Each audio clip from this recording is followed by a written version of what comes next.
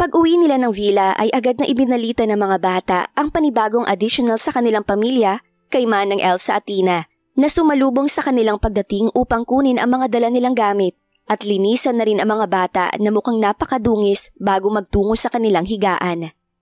Hindi gaanong nagpagabi ang mag-anak sa labas na ang original plans pa sana ay magtutungo sila sa MOA upang manood ng fireworks display.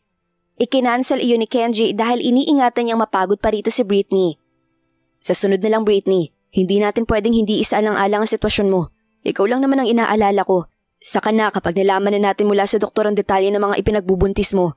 Hindi natin alam kung makapit ba siya o hindi. Baka mamaya kapag napagod ka, bigla ka nalang mapahamak. Hindi naman na nagpumilit pa si Britney na parang nakalutang sa alapaap ng mga sandaling iyon. Ibang-iba ang trato ni Kenji sa kanya ngayong pangalawang pagbubuntis niya. Ito ang hinahangad niya noon na maramdaman. Noong si Noah pa ang kanyang ipinagbubuntis dati, pero ipinagkait iyon ng tadhana. Alam niyang mahal siya ng asawa kahit na noong hindi pa siya buntis. Subalit iba pa rin talaga ang treatment nito ngayong nalaman nitong may panibagong buhay sa kanyang sinapupunan. Bawing-bawi na si Kenji doon. Talaga? Naku, sobrang saya namin para sa iyo, Madam Britney. Matagal mo nang hinihiling yan. Si Manang Elsa, na medyo nagiging emosyonal na rin dahil siya lang naman ang saksi sa lahat ng paghihirap nila dati. Oo nga po, Madam Britney. Congratulations po. Segunda ni Tina na halatang excited na rin sa bagong baby. Sasabihin ko sa cook na dapat healthy ang mga pagkain na ihahain sa iyo mula ngayon. Kunan kaya kita ng isang maid na siya nang bahala sa lahat ng gusto mo. Dapat masustansya yon. Maliban na lang sa magiging cravings mo na hindi mo magagawang tanggihan kapag ginusto ng baby na nasa tiyan mo. Excited na sambit pa ni Kenji na biglang nag-isip kung sino ang kanyang itutoka sa gawaing iyon. Ako na lang, Mr. Barwell. Presenta ni Manang Elsa para hindi na mahirapan ng amo nila sa paghahanap. Kaya niya naman iyong gawin. Total, matagal ko nang nakasama si Madam Britney. Hindi na siya sa akin maiilang pa. 'Di ba? Saka, alam ko nang makabubuti sa kanya at hindi. Kaya mo ba yun, Manang Elsa, habang nakikipag-deal ka pa sa makukulit na dalawang bata? May pag-aalangan sa boses ni Britney na agad nang inalala ang maid kung kakayanin niya. Mapapagod ito ng sobra. Oo naman, Madam Britney. Magpapatulong na lang ako sa ibang maid kapag hindi ko na talaga kinaya. Doon natapos ang kanilang usapan. Napagkasunduan na si Manang Elsa na ang bahala sa mga pagkain kakainin ni Britney. Simula ng kinabukasan ng araw na iyon. Natapos ang kanilang usapan at nahiga na sila sa kama. Hinayaan ni Kenji at Britney na matulog ang mga bata sa tabi nila na minsan na lang hinihiling bilang form ng paglalambing sa kanila. Wala rin namang silbi iyon dahil paglapat ng likod nila sa kama ay sumunod na ang mga munting halik nila kung kaya naman malaya pa rin nilang nagawa ang nais nila. Dapat magsimula na tayong mag-isip kung anong ipapangalan natin sa kanila, Britney. Siksik pa ni Kenji na mukha sa leeg ng asawa. Marahan niyang hinaplos ang siya ng asawa kahit pa wala pa siyang nahahawakan. Kapag lalaki, isunod natin sa pangalan mo. Kapag babae, sa pangalan ko naman. Simpleng sagot ni Britney na halatang ayaw nang mapagod ang utak sa pag-iisip ng pangalan ng magiging supling nila after 9 months. Ano? Hindi pwede. Hindi man lang natin siya pag-iisipang mabuti. Huwag naman ganun, Britney. Tila nasasaktang sambit ni Kenji. Siya pa talaga ang sobrang apektado sa naging sagot ng kanyang asawa. Mahinang natawa na doon si Britney na para bang may mali siyang nasabi kay Kenji. Gusto lang naman niyang subukan kung papayag ito. Napatunayan niyang hindi na ito madaling magoyo at mauto. Sobrang focus nito sa kanilang panibagong anak. Nakikinita na rin niyang magiging hands-on na itong ama sa bata. Kailangan natin bumawi sa kanya, Britney. Kung gaano natin siya katagal hinintay, dapat ganun din ang tagal na paglalaanan natin siya ng panahon at pagkakataon na bigyan ng magandang pangalan, yung unique. Biglang humina ang boses ni Kenji na ikinalingon na ni Britney sa mukha ng asawa. Nakita niyang nakapikit ang mga mata nito doon na para bang may iba siyang iniisip. Minsan, alam mo ba nalulungkot ako kapag naiisip ko na hindi man lang ako naging masaya nung ipinagbubuntis mo si Noah? Naisip ko yun nung nalumpo ako na parang ang unfair ko sa kanyang ama. Sobrang unfair ko. Lahat yata ng mga pagsisisi noon sa mga naging desisyon ko, nagawa kong isipin at balikan habang wala akong magawa. Kumbaga, nagnilay-nilay ako noon na sinabi ko na kapag magkakaroon ako ulit ng isa pang pagkakataon, babawi talaga ako. Hindi lang sa magiging anak natin, kundi sa iyo, Britney. Gusto kong makabawi sa iyo noon. Maliit na sumilay ang matamis ng ngiti sa labi ni Britney habang nakatingin pa rin sa kanya. May kaunting lungkot sa mga mata niya pero agad din naman iyong nawala dahil alam niyang okay na rin siya ngayon. Kenji, bawing-bawi ka na. Don't feel bad. Pinatunayan mo na sa amin ni Noah ng ilang beses kung gaano mo kami kamahal. Hindi mo kailangan makaramdam pa ng guilty dyan sa puso mo. Tanggalin mo na yan. Wala na yon. Matagal na. Isipin mo, okay na ang lahat at bawi ka na. Ngayong binigyan ulit tayo ng pagkakataong magkaroon ng anak, yakapin na lang natin at gawin kung ano ang tama at nararapat. Anak natin siya eh. Hindi kailangan na mamahalin natin siya ng sobra dahil gusto nating bumawi. Mahalin natin siya dahil anak natin siya at responsibilidad natin ang gagawin, hindi dahil nagigilty lang tayo. Hindi na doon sumagot si Kenji. Nabakas sa muka na nagiging emosyonal na siya ng mga sandaling iyon. Niyakap pang lalo ni Kenji na mahigpit ang asawa at lihim na umusal na parating ang kapakanan nito at kaligayahan ang uunahin niya. Palaging ang kanyang pamilya, palaging ang kanyang mag-ina ang priority. Tama na ang pagiging madrama. Danaig mo pa ako sa pagiging emosyonal mo ha? Ikaw bang naglilihi? Biro pa ni Britney upang pagaanin ang visible na sakit na nakadagan sa dibdib ni Kenji. Napaka-emosyonal. Kinabukasan ay maaga silang gumising upang magtungo ng ospital. Habang luli ng sasakyan, ay hindi mapigilan ni Kenji na gagapin ang isang kamay ni Britney. Hindi siya mapalagay.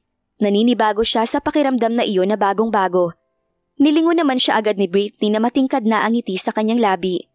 Makikitang excited din siya sa pagpunta nila ng ospital ng asawa. Kung sakali, yun ang unang ipaparanas nila sa bawat isa, ang unang pagbuo ng pamilya, kahit na may dalawa na silang bata. Kinakabahan ka ba? May panunuya sa boses ni Britney habang nakatingin sa asawa. Pinanliitan niya pa ng mga mata ang asawa na para bang kapag ginawa niya iyon ay mas lalo itong kakabahan. Ang lamig ng pawis sa kamay mo, Kenji. Bigay punto pa niya na mahinang tumawa para alaskahin pa ang asawa. Medyo lang naman, alam mo na, para ngayon lang natin ito mararanasan. Kagat ang labing sagot niya. Bakit ka naman kakabahan? Ikaw bang buntis? Ikaw lang ang nakabuntis, Kenji, hindi ang buntis ha? Patuya niya pa upang pagaanin ang loob nito. Dinadaan niya lang ang lahat ng yun sa mga biro niya. Iginalaw lang ni Kenji ang kanyang magkabilang balikat habang nakatuon pa rin ang kanyang mga mata sa binabagtas nilang kalsada. Hindi niya rin kasi nagawa noon ang bagay na ito. Hindi niya magawang samahan si Britney sa check-up o kung ano pa mang may kinalaman sa pagbubuntis. Natatandaan niya na iyong OB mismo ang pinapapunta niya ng villa. Ganon siya kalupit noon sa asawa niya, kaya bago talaga ito. Ikaw, hindi ka ba kinakabahan ha? Ilang taon nang lumipas bago na ulit muli ang lahat. Kinakabahan din, pero naranasan ko na to, kaya parang normal na lang sa akin. Hindi ko nga lang matandaan ang pakiramdam. Ganon pa man ay ayos lang, at least karamay na kita sa lahat ngayon. Sinabi lang yun ni Britney pero ang totoo, pakiramdam niya iyon nang unang nabuntis siya. Grabe ang sama ng loob na inabot niya noon kay Noah, na halos isumpa niya ang ama ng kanyang anak. Pero syempre hindi nila pag-uusapan ni Kenji iyon at babalikan. Dahil baka mamaya ay mauwi na naman sa iyakan. Ayaw na rin niyang mag-guilty ang asawa sa mga nangyari na hindi na rin naman nila mababago pa. Nakaraan na yon, dapat na nilang kalimutan. Pwede naman sana nilang balikan. Paminsan-minsan na nga lang dapat yon. Sino ang OB na kinuha mo? Iyong OB ko ba dati? Oo, si Dr. Cabral. Natatandaan mo ba siya? Oo naman, kahit matagal na panahon na ang lumipas, natatandaan ko pa rin siya hanggang ngayon. Pagdating ng ospital ay agad silang inasikaso ng mga staff na naghihintay na doon. By appointment iyon, pero isang tawag lang ni Kenji. Walang abog na nagkaroon sila ng slot. Masyado pa silang maaga, kung kaya naman kakaunti pa ang mga naroon upang magpa-check up. Bagamat may slot, first come first serve sila doon. Mabibilang lang sa daliri sa kamay ang mga couple na nakapila upang magpatingin. Ganun na lang ang gulat at gilak sa mukha ni Dr. Cabral nang makilala silang dalawa. Nanibago siya kay Kenji. Pero hindi niya pinahalata dahil nasubaybayan naman niya ang ginawa nitong pagbabago ng buhay niya. Lahat ng tungkol dito alam niya. Marahil ay dahil kilala ang lalaki at sobrang matunog ang pangalan nito. Ibig sabihin ay second child niyo pa lang ito? Tumango si Britney habang umaayos na ng pwesto. Hindi kaila ang tungkol kay Andrea na anak nila, kung kaya marahil ay nagtataka ang doktor. Ganun pa man ay hindi na rin ito nag-usisa pa. Napag-alaman nilang 42 days na ang ipinagbubuntis ni Britney at gustong makita ni Kenji iyon kung kaya ipapa-ultrasound na nila. Wow! Kambal! Congratulations Mr. and Mrs. Barrowell! Bulalas ng OB na nagulat pa sa kanyang nakita.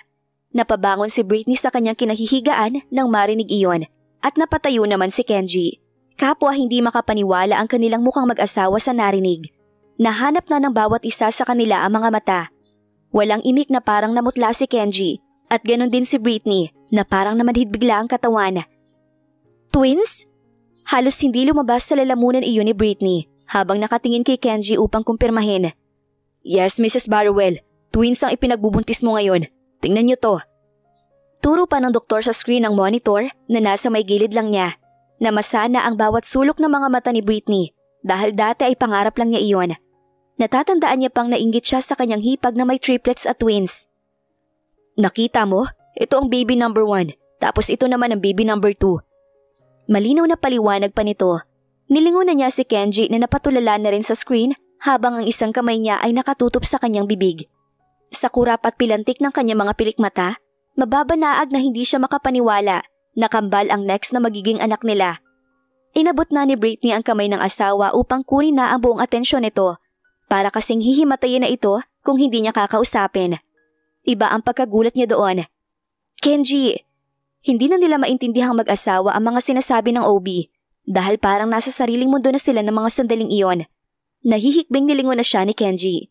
Hindi pa rin makapaniwalang kambal ang magiging anak nila. Sa sobrang tuwa niya ay hindi na niya napigilan pa ang maiyak. Kinuha niya ang cellphone at walang hiyang tinawagan na ang kapatid upang agad na ibalita iyon.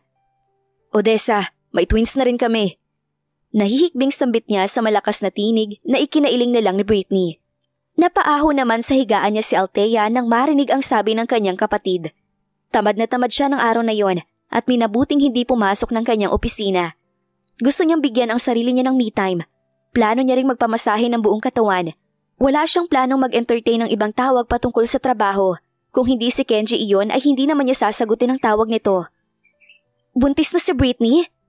Yes, twins. Narito kami ngayon sa ospital. OMG! Congratulations sa inyong mag-asawa! Mula kay Althea ay nakarating na sa kanilang mga magulang ang tungkol sa pagbubuntis ni Britney. Sa halip na imbitahan sina Kenji sa mansyon para mag-celebrate, ang mga ito na ang dumayo sa kanilang villa upang doon ganapin ang celebration. Walang pagsidla ng tuwa ang mag-asawang Barrowell. Maligayang maligaya sila na magkakaroon ulit ng mga bagong apo. Hindi na kami makapaghintay na makita ang bagong set ng twins sa ating pamilya. Ang galing mo talaga, Bayaw. Nagawa mo makuha ang teknik ko. Dagdagan mo pa yan sila. Huwag kang magpapatalo sa amin. Dapat may triplets din kayo. Tapos ako, igugol ka naman ng single baby. Puro kakalukuhan. Tama na silang 5. Eksahiradang singit ni Althea na piningot na ang tenga ni Renz. Aray ko naman mahal, nakakasakit ka na. Nakaani na iyon ng tawanan. Nagsaya sila hanggang 8:00 ng gabi na ang bukang bibig ay ang tungkol sa twins. Sana babae at lalaki. Nausal ni Kenji habang nakikipag-usap sa ama at bayaw niya. Hindi mo yun masasabi dahil masyado pang maaga. Paano kung parehong babae? O di kaya naman ay parehong lalaki? Ayaw mo na? Tuya ni Renz na masaya para sa bayaw niyang nakangisi na sa asawa. Kaya nga bayaw may sana. Malay natin yun ang ibigay sa amin, di ba? Walang masama naman kung humiling. Kung hindi ibibigay, ayos lang. Kung ibigay, edi salamat. Katuwiran pa ni Kenji. Hindi naging madali ang pagbubuntis ni Britney. Lalo na nang magsimula na siyang maglihi. Aaminin ni Kenji na nahihirapan siya at kung minsan ay napipikon sa asawa, ngunit kailangan niyang intindihin ito. May mga pagkakataon naman na hindi siya nahihirapan at nag-aalala kung kaya ay ayos lang. Kinailangan din ni Britney na muling tumigil sa pagpipinta at pagtungo ng studio dahil wala rin naman siyang magawa buong maghapon kung hindi ang magsuka ng magsuka. Nasasayang lang din ang oras niya sa gallery. Britney, lalo kang manghihina kung hindi ka kakain. Gusto mo bang wag na muna akong pumasok sa opisina? Dito lang ako. Sasumahan kita. Ipagluluto kita. Pinapag-alala mo na naman ako ngayon eh. Nakapikit pa rin ang mga mata ni Britney habang nakagulong ng kama at yakap ang unan. Ang tindi rin ng kanyang paglilihi. Inisip niya na marahil ay dahil dalawa ang baby nila kung kaya ganun na lang kahirap. Ibang-iba iyon sa pagbubuntis niya kay Noah na hindi niya maalala kung may nakain ba siyang gusto niya. Ilang beses na rin siyang pina-check up ni Kenji dahil sa sobrang pag-aalala nito sa lagay niya at sabi ng OB ay normal lang daw ang nararamdaman ni Britney. Bagay na sa paningin ni Kenji ay hindi na normal ito. Kusang mawawala rin yan, Mr. Barrowell. Kumalma lang po kayo. Likas sa buntis ang ganyan dahil sa pagbabago na naman ng kanilang katawan. Hindi porket nanganak na ay wala nang epekto ang pangalawa. Seryoso ka, Dr. Cabral? Baka mamaya niya na hindi na normal yun sa kanya. Opo, Mr. Barrowell. Wala kayong dapat na ipag-alala. Normal lang ang inyong asawa. Nang tumuntong sa pang-4 na buwan ang pagbubuntis ni Britney, ay panay na lang ang tulog niya. Iyong tipong mas pipiliin niyang matulog na lang na matulog kesa ang kumain, at labis na ikinabahala na iyon ni Kenji. Para sa kanya ay hindi na talaga iyon normal. Mas gugustuhin pa nitong lamon ng lamon si Britney. Iniisip niya na baka malumpo na ang asawa dahil palagi na lang itong nakahiga at nakakatulog pa nga. Hindi na, pumasok ka na. Hindi dumidilat ang mga mata ni Britney na taboy sa asawa ng isang kamay niya. Hindi siya gaya ng ibang buntis na panay ang hiling ng mga cravings na pagkain. Normal na kumakain siya ng meals pero walang tinatanggihan o walang partikular na nais niyang kainin. Tanging tulog ang kanyang hinihiling. Yung tipong parang lagi siyang pagod at antok na antok kahit walang ginagawa at kakagising lang. Pero Britney, maghapon ka na naman bang matutulog? Hindi ka na nasisikatan ng araw. Ang putla mo na, wala ka ng dugo. Hindi na pinapasok ng vitamins ng araw ang katawan mo. Kailangan mo rin yun. Yamot na napakamot sa kanyang ulo si Britney nang marinig ang asawa. Naiirita na siya sa boses nito na sa halip na umalis na nang makatulog siyang muli, hindi at kinakausap pa rin siya. Kinukulit. Gusto pa nga niyang matulog. Ano bang problema niya? Sa antok at pagod siya. Kasalanan niya ba ito? Hindi naman. Nakakainis ka naman eh. Bukas na lang ako magpapasikat sa araw. Ikakamatay mo ba kung nakahiga pa kung aalis ka ng bahay? Sinisira mo na naman ang araw ko eh. Gusto mo ba akong magalit, Kenji? Bangon na ni Britney na napahawak na sa 4 na buwang tiyan niya. Higit na malaki na iyon sa normal dahil nga kambal. Sinamaan na niya ng tingin si Kenji na nakatayo lang sa gilid ng kama at tahimik na pinagmamasdan ng asawa. Parang pugad ng manok na ang buhok nito na mas nagulo pa ng muli niyang kamutin. Malinis naman si Britney sa katawan. Araw-araw na naliligo. Kumakain din ng normal. Kaso ang problema niya lang ay kapag nagawa na ang mga bagay na iyon ay nakahilata na lang ito sa loob ng silid o kundi ay natutulog. Gusto mong sumama sa office ko? Ipinadyak na naman ni Britney ang mga paa niya. Nadagdagan pa ang busangot ng mukha niya. Talaga bang hindi siya titigilan ng asawa? Mukha bang gusto niyang lumabas at magliwaliw? Gusto niyang matulog. Ayoko ngang lumabas. Alin ba doon ang hindi mo maintindihan? Malapit na ang summer noon at bakasyon sa school ng mga bata. Huling buwan na yon ang kanilang pag-aaral. Isa pa yun sa dahilan kung bakit ayaw na lumalabas ni Britney. Mainit, malagkit sa balat, at ang maramdaman ng alinsangan ng panahon ay sobrang iritable para sa kanya. Hindi siya mapapakali. Sama ka na, bangon na dyan kahit hindi ka na maligo. Maghilamos ka lang at magpalit ka lang ng damit. Subok pa ni Kenji na binabaan ang tono ng boses upang suyuin ang asawa. Baka sakaling madala niya ito. Gusto niya ring maglakad-lakad ng asawa dahil nadadagdagan na rin ang timbang nito sa ngayon dahil wala na itong anumang exercise. Punta tayo ng mall after ng work ko. Mamili tayo ng mga magiging damit at mga gamit ng twins. Payag ka na, Britney. Sige na please, baby. Sama ka na sa akin sa opisina ko. Naririndi ang utak na tumayo na si Britney. Sobrang nakukulitan na siya at para tumigil na ito ay ibibigay na lang niya ang kanyang gusto. Pag-uwi na lang siya babawi ng tulog o pwede naman doon sa office nito. Bahala na itong mamroblema. Siya naman ang may gustong isama siya kung kaya pagtiisan niya iyon. Oo na, maliligo na ako. Ilang araw pa lang ang nakakalipas magmula nang lumabas sila upang magpa-check up at magpa-ultrasound. Napag-alaman nilang babae at lalaki ang twins na ipinagbubuntis ni Britney. Nakadagdag pa iyon ng labis na saya sa mag-asawa. Walang anumang naging problema. Ang sabi pa ng doktor ay sobrang healthy nila. Basta tuloy lang ang inom ng vitamins para sa babies. Walang anumang magiging problema. Ani pa ng doktor na maligaya rin para sa kanilang mag-asawa. Hindi rin kailangan mag-diet ng mami. Padabog na pumasok sa loob ng sasakyan si Britney habang umiikot ang mga mata niya sa asawa. Inis na inis pa rin siya na pinilit siya nitong sumama. Hindi naman siya pinatulan ni Kenji na natatawa lang ng lihim. Huwag ka nang magalit. Sige ka, baka mamaya mamana ng twins ang ganyang ugali mo. Sinimangutan pa siya ni Britney na hindi pa rin gusto ang pagtrato nito sa kanya.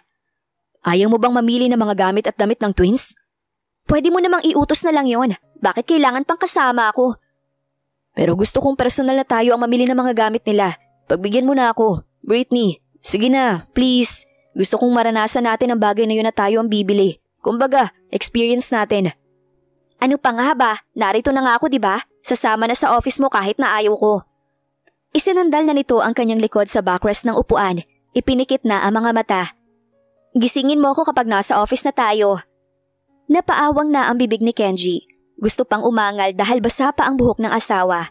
Sa katunayan ay tumutulo pa ang mga dulo ng hibla ng buhok niyang pinaiklian.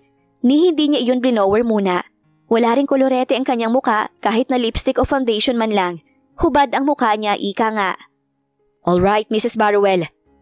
Talunan niyang wika na binuhay na ang makina ng kanyang sasakyan.